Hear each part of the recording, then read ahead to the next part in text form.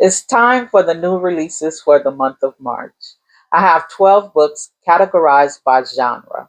I'll let you know what day the book comes out. I will read the synopsis and let you know if or not that's a book I would want to read. My name is Raquel. We come here to celebrate and explore Black books. If that speaks to you, subscribe. Let's get into it. The first book is Bad Seed by Mary Monroe. This is book number 6, and the Lexington, Alabama series comes out on March 31st.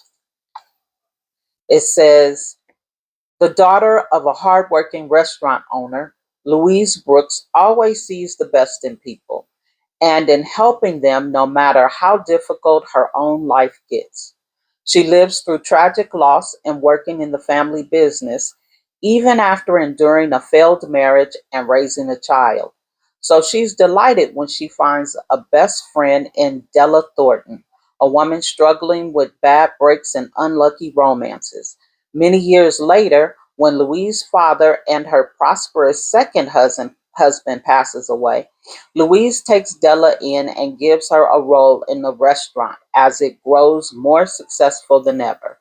Louise is now convinced lasting love is not in the cards for her until she runs into handsome Malcolm Purdy. He's everything she could want, outgoing, charming, and attentive. Soon they become engaged, and although Louise is dismayed that Della and Malcolm hate each other from the start, she does her best to keep the peace between the two people she cares about and trusts the most. But a chance encounter from the past shows Louise that neither Della nor Malcolm is quite who they say they are, and their deceit runs deep and deadlier than she can imagine. With her illusions in ruins, how far will she go to see justice served? And will her final shocking move cost her more than she's willing to lose? This one is a definite yes. I read book number 5, which is Bent But Not Broken, and it was so good. So I cannot wait to see what Bad Seed is about. And I can't remember the person's name in Bent But Not Broken, but I'm wondering if this is the same person or if this is her daughter or if this is a whole different person. But I'm really looking forward to Bad Seed. Number 2, we've got The Colored Garden by O.H. Bennett. This is a debut novel. It comes out on March 17th and it is historical fiction. It says, the stories buried in a Kentucky slave cemetery cultivate a boy coming of age after his parents separate in this lovely literary debut. Bennett's first novel is beautiful and real, impossible to put down until the final page. So it says, after spending his first 9 years in the U.S. Army based in Germany, a boy named Sarge is moving with his older sister and mother to his grandparents' Kentucky farm. It's a strange new place, but he doesn't understand why his father isn't coming with them. But soon Sarge settles in and connects to his new surroundings thanks to his eccentric grandmother, Ruth. The farm hosts the remnants of its past life as part of a tobacco plantation, a graveyard for the slaves who once worked on the land. Now the cemetery is a beautiful flower garden tended to by Ruth. And as the summer passes, she tells Serge tales about good souls resting there. But one grave marker tells a far different story. Kate, it's read, born and died in the same week, budded on earth to blossom in heaven, and the baby is not all that lies buried in the garden. As Sarge little world continues to change, so does he. Ruth's stories become his escape, and the slaves become his hero. He sees the adults around him differently, and he learns about family and the power of secrets. I love historical fiction about families and secrets. They tend to be the most interesting ones. So, yes, I'm definitely looking forward to this one. Next, we have Sin and Lies at the Door. Now, this one is by O.H. Bennett, who is the person who wrote the book I just talked about. This one also comes out on March 17th. And I don't know, it doesn't say what the genre is, but because the author has two books coming out on the same day, I just put them next to each other. It says, a black teen grapples with the fallout from accidentally killing his older brother in this moving novel by author of The Colored Garden. It says, Bennett engagingly examines the idea that our actions are often bigger than ourselves, while also executing a touching portrait of people who are on the verge of reaching out to one another but are typically too frightened or angry to follow through. That's from the Austin Chronicle. It says, Terrell didn't mean to do it.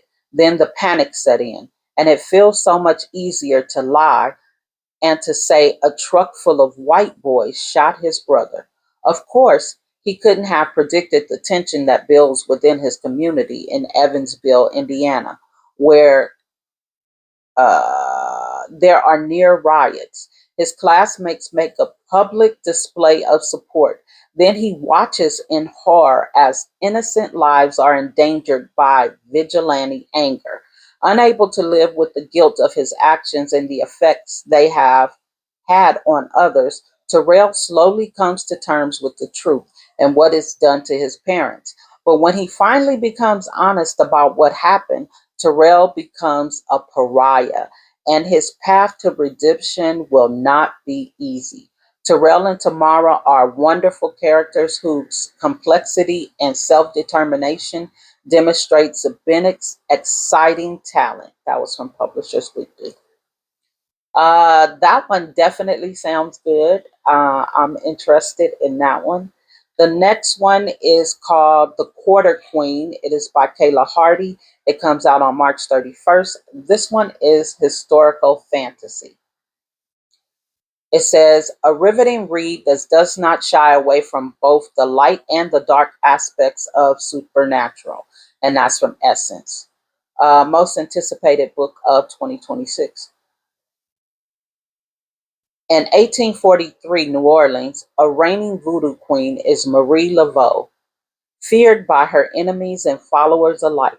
Her daughter, Marie Laveau, is second, is everything her cutthroat and principled mother is not, spoiled and entitled, with a wickedly rebellious streak, and defies her mother at every turn. But Ree's world is turned upside down when she finds Marie comatose in the bayou, cursed by exiled voodoo king John the Conqueror, Marie's former teacher, lover, and greatest enemy. As Marie hovers on the brink of death, Ree races to uncover the secret of her mother's life in search of a cure and gradually uncovers a web of alliances, dangers, and deceptions. What's worse, Henrik Broussard, Ree's long missing childhood best friend, returns as a witch hunter of the church, tasked with investigating her. With so many enemies circling, including a puritanical minded brotherhood of alchemists and the slave holding mayor of the city, Ree must confront the past and face her mother's demons that have now become her own or die trying, told in an alternate timeline between Ree and the present and Marie's rise to power 25 years earlier. The Quarter Queen is an intimate yet epic portrait of a mother and daughter who have struggled all their lives to understand one another, and a captivating exploration of racism, family, and womanhood.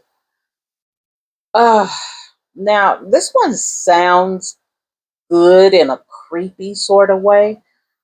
I'm a little bit on the fence about this because I don't typically read fantasy. I don't know. This one is just a little weird. I'd have to get the book and see, how I feel about it. But I definitely think it's interesting. I just don't know if I can get with this one. Number five, The Curse of Hester Gardens by Tamika Thompson comes out on March 31st. This is African American horror. It says, we need to talk about Kevin as if written by Jason Reynolds and Tanana Reed Do meets Model Home by Rivers Solomon in an innovative twist on the haunted house novel about a mother desperate to protect her sons from the twin specter of gun violence and otherworldly menace in their public housing project. Nona McKinley raised three boys in the Hester Gardens section of Medford, Michigan, an impoverished community divided by those who follow their faith in God and those who turn to crime to survive. With her drug dealer husband behind bars and her eldest son shot to death at 18, Nona has devoted herself to ensuring her other children escape their brother's fate. Her second son, Marcus, is on the right path. He's the valedictorian heading to an Ivy League school. He can get out. But then strange things start happening to Nona and other residents. Mysterious footsteps are heard when she's alone. People have phantom encounters on the street. Unattended appliances go off at all hours. Even more concerning is the state of Nona's living sons. Her youngest, Lance, is hanging around with a bad crowd, and Marcus becomes moody and secretive. Sometimes he even seems to act like a different person entirely. Nona has her secrets too. Her affair with a married church pastor has become weighing on her conscience. And that's not the only guilt haunting her. She fears that someone or something is seeking revenge for an act she made in a moment of weakness to protect her family. And now everyone in Hester Gardens must pay the price. I'm kind of on the fence about this one too. It sounds good. Um, I've only just barely dipped my toe into horror, so I don't know. And I've never read, what is it, The Garden House and whatever that other book is. I still haven't read Tanana Reed Dew's, oh Jesus, I can't remember that book, but I still haven't read it. I bought it to read it, but I still haven't read it. So I'm on the fence about this one because it sounds scary. I'm a little too scary for some things. So we'll have to see about that one. Next up, we have uh, Close Up by Kennedy Ryan. It comes out on March 12th. It is African American romance. It says, set in the dynamic world of professional basketball and entertainment, two of Kennedy Ryan's most critically acclaimed series, Hollywood Renaissance and Hoops, collide in this tale of forbidden romance. I met Naz- Nazareth. Okay. I met Nazareth Armstrong when I was 18 years old. From the beginning, my brother warned me to stay away from him, told Nas to stay away from me. Our hearts wouldn't listen. I shared one magical night under the stars with my brother's rival, thinking it was the start of a once in a lifetime something. But one awful moment ended it all. Years later, we meet again. We've both pursued our dreams, lived a little, found success, but never found love. What began as a tiny flame when we were young now threatens to consume us. I'm more drawn to Naz than ever, but his complicated history with my brother makes whatever this could be nearly impossible. But Naz accept impossible as a dare. Though his clever maneuvering and dogged determination, I find myself on a yacht with him and his friends cruising through the Mediterranean.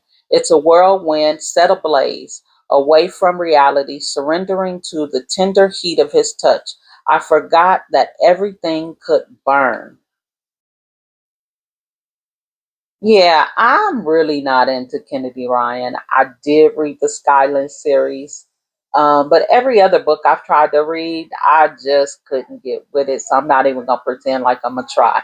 I'm not even interested in this book. Next, number 7 is called The Bridge Back to You. It is by Riz M. Nielsen. It's African American romance, comes out on March 31st. It says exes discover they've both inherited a restaurant that they love in this sparkling emotional new novel from US Today's best-selling author of A Love Like the Sun. Olivia owes everything to Celia's place, sorry. It's where she learned how to be a great chef. It's also where she first fell in love. But at 19, Olivia had a wanderlust she couldn't deny. And Carmelo, whose mother owned the restaurant, couldn't leave Celia's place behind any more than she could force Olivia to stay. Now, 10 years later, Olivia is a successful personal chef. Her job allows her to travel the world, and as she has never stayed in the same place for too long, when Carmelo learns that his mother left shares of her beloved restaurant to both him and Olivia, he plans to buy her portion of the shares back quickly and painlessly. That is until Olivia shows up at the restaurant, ready to help run it. Carmelo sees an opportunity. Drive Olivia away from his restaurant so that she'll want to sign over her shares. But Olivia sees things a bit differently. She finally has a chance to stay in one place and build a home after years on the move.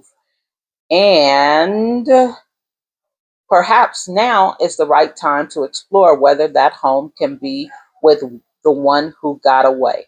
Soon enough, sparks fly again, but can Olivia and Carmelo avoid the mistakes of the past? This is a little too syrupy sweet for me, so no, I will not be reading this. At least I don't think so. Next, we have Forever's Promise by Pharaoh Rashan. It is book number 4 in Bayou Dreams, comes out on March 10th, and it is African American romance. It says in Guthrie, we're going to call it Guthrie. In Guthrie, love isn't just found, it's forever. Shayla Kirkland traded her perfectly planned West Coast life for a late night homework session, carpools, and a coffee house on a main street in her Louisiana hometown. Raising her 2 young nieces wasn't part of the plan, and neither was butting heads with Xavier Wright, the cocky new ER doctor who accused her of faking her niece's illness just to meet him. Wow, that is cocky. The man is infuriating, presumptuous, and way too attractive for her peace of mind. Xavier took a traveling physician contract to escape memories he'd rather forget, not to become the object of small town fascinations. But when the beautiful, fierce woman who thoroughly put him in his place storms back into his life asking for help with a community wellness program, he sees his chance to make amends and maybe discover what feels like I want something again. In a town where everyone knows your business and second chances come with an audience, these two must decide if the spark between them is worth the risk. Because in Guthrie, forever isn't just a promise, it's a way of life. Yeah, this one sounds a little too syrupy sweet for me as well, so I will pass. And then number 9, we have Playing for Keeps by Yara St. John. This is book number 1 in an orphan series. It is African American romance. It says, sometime love challenges everything you thought you knew about yourself. Beautifully driven socialite Avery Roberts knows exactly who she is and exactly where she belongs. As a powerful art buyer and with impeccable taste and fierce control of her life, she has no patience for distractions, especially not the kind that comes in the form of Quentin Davis, a free-spirited photojournalist whose effortless charm and unconstructed life clash with everything Avery values. Their first meeting sparks tension, not romance. Avery sees Quentin as irresistible and unfocused. Quentin sees Avery as guarded and emotionally distant. When a reckless bet challenges Quentin to break through Avery's icy exterior, he accepts, never expecting the connection that follows to change both of them. As attraction deepens, Avery begins to unravel truths she's long buried. Adopted and searching for answer, she sets out to find her biological parents, only to be rejected by the mother who wants no part of her life. At the same time, Quentin's latest photo assignment places him in direct opposition to a powerful developer threatening the community center that shaped his childhood. The truth shatters them both. The man behind the destruction is Avery's biological father. Caught between love, loyalty, and the weight of inheriting choices, Avery and Quentin must decide whether their relationship can survive the past they never chose and whether love is worth the risk when everything is on the line.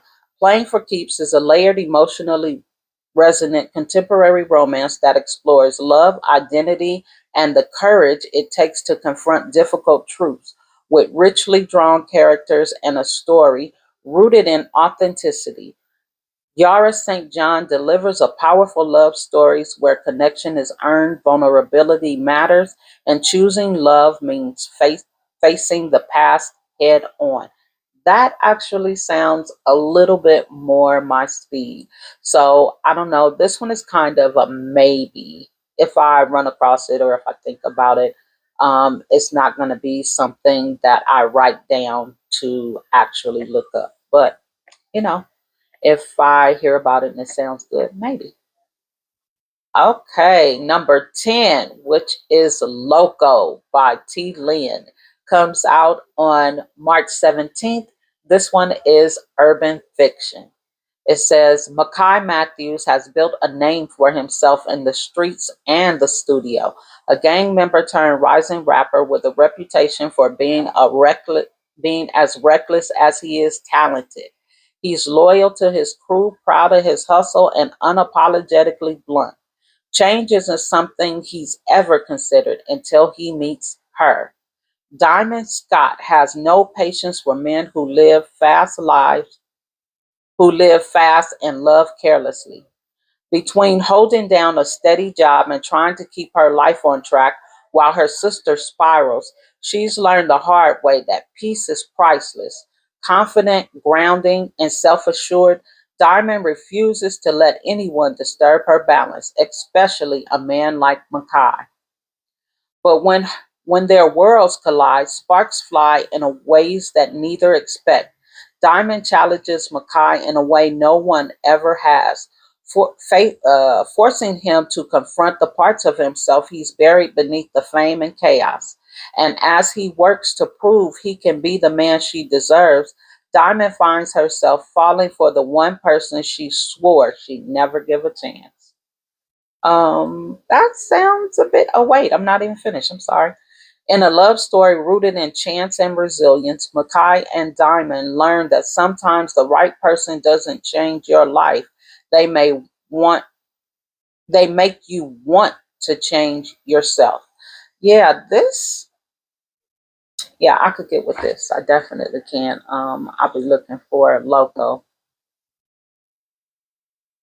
Sorry about that. My mouth is dry. I'll definitely be looking for Loco by T. Lynn. And then number 11, we have Rich and Rotten by Jacquotte J. Comes out on March 31st. This one too is urban fiction. It says explosive, sensual, and unapologetically raw. Rich and Rotten delivers Jacquotte J's signature blend of passionate romance and high stakes family drama, where love is the most dangerous game and trust is the rarest luxury. In Greenwich Point, world of black wealth and power, Tatiana Rich has everything money can buy except freedom. When her kingpin father forces her into a strategic marriage with the Sterling dynasty heir, she begs Nazir Kane, the man she fell for, uh, during her college years to run away with her. But by morning, he vanishes without a word. A decade later, Tatiana is rebuilding her life after her husband Kareem's tragic death. While raising their daughter and growing her luxury spa empire, an assassination attempt on her father brings an unexpected guardian, Nazir Kane. Now a powerful security specialist assigned to protect her family, living under the same roof as the man who shattered her heart is torture enough. But as old flames reignite, darker truths emerge about the father who controlled her and the husband she mourned. With enemies closing in and whispers that her husband's death wasn't an accident, Tatiana must decide if the man who once betrayed her is the only one who can save her now.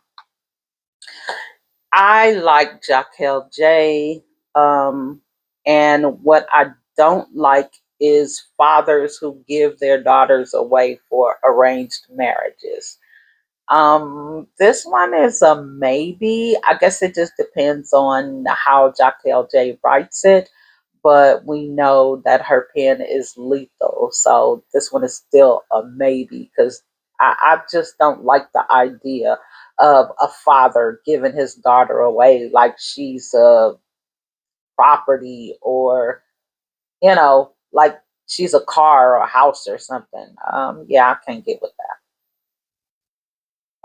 And last but not least is number 12.